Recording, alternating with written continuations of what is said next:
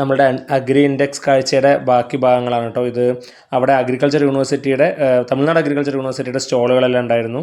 അപ്പോൾ അതിൽ തന്നെ ധാരാളം വാഴകളുടെ, അവർ മാത്രമല്ല വേറെയും കുറച്ച് വാഴയുമായി ബന്ധപ്പെട്ട സ്റ്റോളുകൾ ഉണ്ടായിരുന്നു.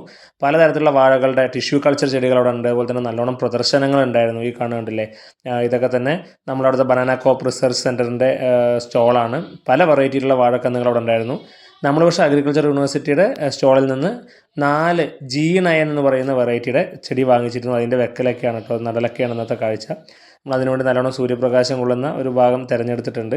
ഇതുപോലെ നമ്മളൊരു 1.5 അടി താഴ്ചയിൽ ആദ്യം കുഴിയെടുത്തിട്ട് അതിനകത്ത് നമ്മുടെ കോഴിക്കാഷ്ടം, നമ്മൾ നേരത്തെ വേനൽക്കാലത്ത് തന്നെ ഉണക്കി വെച്ചിരുന്നു. അപ്പോൾ അതിൻ്റെ കോഴിക്കാഷ്ടം കുറച്ചിട്ട് ഒരു 1/2 അടി 3/4 അടിയോളം സ്ഥലം ഈ കോഴിക്കാഷ്ടവും മണ്ണും കൂടി മിക്സ് ചെയ്തിട്ട് ഫില്ല് ചെയ്യുക. എന്നിട്ട് അതിൻ്റെ മുകളിൽ വാഴക്കന്ന് വെക്കാനാണ് ഉദ്ദേശിക്കുന്നത്. ഞാൻ നേരത്തെ പറഞ്ഞ പോലെ G9 ആണ്. നമ്മുടെ കടയിൽ നിന്നൊക്കെ റോബസ്റ്റ പോലുള്ള മഞ്ഞ നിറത്തിലുള്ള പഴമില്ലേ, അതാണ് ഈ G9 എന്ന് പറയുന്നത്. അത്യാവശ്യം വലുപ്പമുള്ള ചെടി തന്നെയായിരുന്നു കേട്ടോ യൂണിവേഴ്സിറ്റിയുടെ. അപ്പോൾ നമ്മൾ ആ ചെടിയിലാണ് ഇപ്പോൾ ചെടിയെ വെക്കാൻ വേണ്ടി പോകുന്നത്. നമ്മളിങ്ങനെ ജസ്റ്റ് ഊരിയെടുക്കുമ്പോഴേക്കും തന്നെ അതിൻ്റെ ആ കൂടെ ഊരിയെടുക്കുമ്പോഴേക്കും തന്നെ നന്നായി വേരൊക്കെ സെറ്റായിട്ടുണ്ടായിരുന്നു കേട്ടോ. അപ്പോൾ നിങ്ങൾക്ക് കണ്ടാൽ തന്നെ മനസ്സിലാവും അത്യാവശ്യം നല്ല വേരിന് ഗ്രോത്തും കാര്യങ്ങളൊക്കെ ഉണ്ട്. നമ്മളത് വെച്ച് നമ്മുടെ ഒരു പ്രശ്നം എന്താ വെച്ചാൽ നമുക്കിവിടെ കോഴിയുടെ ശല്യം നല്ലോണം ഉണ്ടല്ലോ. ജസ്റ്റ് വെച്ചുകൊണ്ട് മാത്രം ആയില്ല, നമുക്കതിനെ ഈ പറയുന്ന പോലെ നന്നായി സംരക്ഷിക്കുകയും വേണം. നമ്മൾ കോഴിക്കുട്ടികളുള്ളതുകൊണ്ട് അവരതിനെ അറ്റാക്ക് ചെയ്യും. അപ്പോൾ അതുകൊണ്ട് നമ്മൾ ചെടിയെല്ലാം വെച്ചതിന് ശേഷം അതിന് ചുറ്റിലും ഒരു നെറ്റ് കൊണ്ട് ഒരു ചെറിയൊരു വേലി നമ്മൾ കെട്ടി കൊടുക്കുന്നുണ്ട് കേട്ടോ.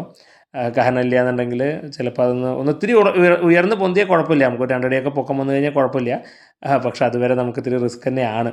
അപ്പോൾ നമ്മൾ നേരത്തെ നമ്മളുടെ കോഴിക്ക് ഇപ്പോൾ നമ്മൾ ചുറ്റും വല മാറ്റിയല്ലോ, അപ്പോൾ നമ്മൾ ഗ്രീൻ നെറ്റ് കൊണ്ടാക്കിയല്ലോ. അപ്പോൾ ആദ്യം നമ്മൾ വാങ്ങിച്ചിരുന്ന കുറച്ച് ഇങ്ങനത്തെ നെറ്റ് ഉണ്ടായിരുന്നു. അപ്പോൾ സാധാരണ നോർമൽ നമ്മൾ കൊപ്രയൊക്കെ ഉണക്കാനിടുന്ന പോലത്തെ നെറ്റാണ്. അപ്പോൾ അതുകൊണ്ട് അതിന് ബാലൻസ് ഉണ്ടായിരുന്നതാണ്. അപ്പോൾ അതെടുത്ത് ചെറുതായി കട്ട് ചെയ്തിട്ട് നമ്മളതിൻ്റെ ചുറ്റിലും ഒരു ടെമ്പററി വേലി നമ്മൾ ഉണ്ടാക്കുകയാണ്. കോഴിക്ക് വേണ്ടി മാത്രമാണ്, മറ്റൊന്നുമല്ല. ബാക്കി വേറെ ശല്യങ്ങളൊന്നും തൽക്കാലം ഇല്ല. അപ്പോൾ അതുകൊണ്ട് കോഴിയുടെ ശല്യം ഒഴിവാക്കാൻ വേണ്ടി, അല്ലെങ്കിൽ കോഴികളെ കൊത്തി നശിപ്പിക്കാതിരിക്കാൻ വേണ്ടി മാത്രമാണ് നമ്മളിങ്ങനെ ചെയ്ത് കഴിഞ്ഞ് ഇത്തിരി ഒന്ന് വെള്ളം കൂടി നനച്ച് വെച്ചിട്ടുണ്ട്. മഴക്കാലമാണ്, അതിൻ്റെ ആവശ്യമൊന്നുമില്ല, എന്നാലും നമ്മുടെ ഒരു സമാധാനത്തിന്. അതാട്ടോ വാഴ കാഴ്ചകൾ. ബാക്കി ഇതിൻ്റെ അപ്ഡേറ്റ്സ്, വാഴയുടെ അപ്ഡേറ്റ്സ് നമുക്ക് വരും ദിവസങ്ങളിൽ ഇടാം. താങ്ക്